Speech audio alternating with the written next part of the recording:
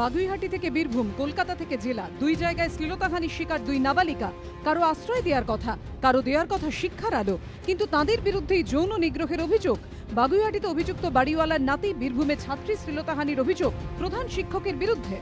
স্কুলে গিয়ে ভয়ঙ্কর অভিজ্ঞতার সাক্ষী বছর 10-এর ছোট্ট মেয়েটি।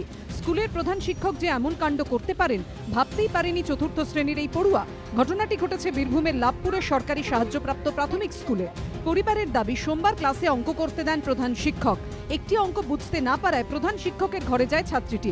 অভিযোগ, অঙ্ক বোঝানোর নাম করে ছাত্রীর সঙ্গে অশালীন আচরণ করেন প্রধান শিক্ষক। খাতাটা দেখা যাবো, তখন ঘরটা বন্ধ করে দিয়ে মাস্টারের সাথে অব্যবহার করে। তখন কান্নাকাটি করে ছুটে ব্যাগপ্যাক ফেলে দিয়ে বাড়ি চলে আসে। বাড়িতে এসে বিষয়টি মাকে জানায় ওই ছাত্রী। স্কুলে এ ধরনের ঘটনা ঘটায় হতভম্ব হয়ে যান পরিবারের সবাই।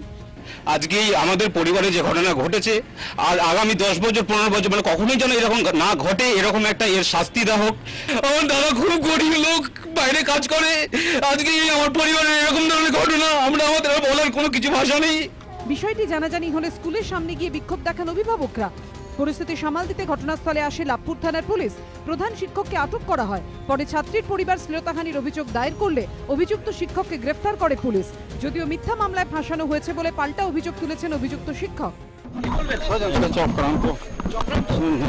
শিক্ষার আলোয় পড়ুয়াদের জীবন আলোকিত করাই যার কাজ, তার বিরুদ্ধে এমন অভিযোগ ওঠায় হতভম্ব অভিভাবকরা।